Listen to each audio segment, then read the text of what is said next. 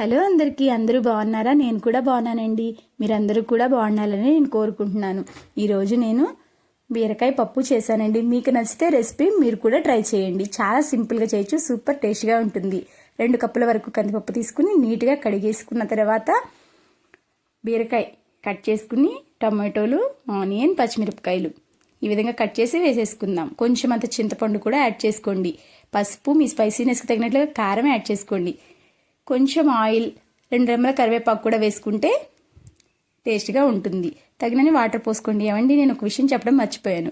బీరకాయ చేదుగా ఉందో తీపిగా ఉందో ఒకసారి చెక్ చేసుకోండి. ఈ పప్పు ఉడికేలోపు మనం వడియాలు అయితే పెట్టేసుకుందాం. ఇవి ఇంట్లో వేసినవేనండి, చాలా టేస్ట్గా ఉంటాయి. మన పప్పు ఉడికిపోయింది కదా, కొంచెం ఉప్పు వేసేసి రుబ్బేసుకుందాం. ఏముందండి, పోపు పెట్టుకోవడమే, మీ అందరికీ తెలిసిందే కదా. పోపు అయితే పెట్టేసుకుందాం. ఇలా పోపు పెట్టుకుంటే పప్పు చాలా టేస్ట్గా ఉంటుంది.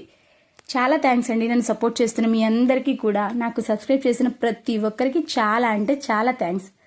పప్పు ఇలా బుడగలు వస్తున్నప్పుడు కొంచెం కొత్తిమీర వేసుకుంటే టేస్ట్గా ఉంటుంది. అంతేనండి, మన పప్పు అయితే రెడీ అయిపోయింది. ఇప్పుడు టేస్ట్ చేసేద్దాం. పప్పు వడియాల కాంబినేషన్ అయితే సూపర్గా ఉందండి. ప్లీజ్ అండి, లైక్ చేయండి, షేర్ చేయండి, సబ్స్క్రైబ్ చేయండి. వీలైతే చిన్న కామెంట్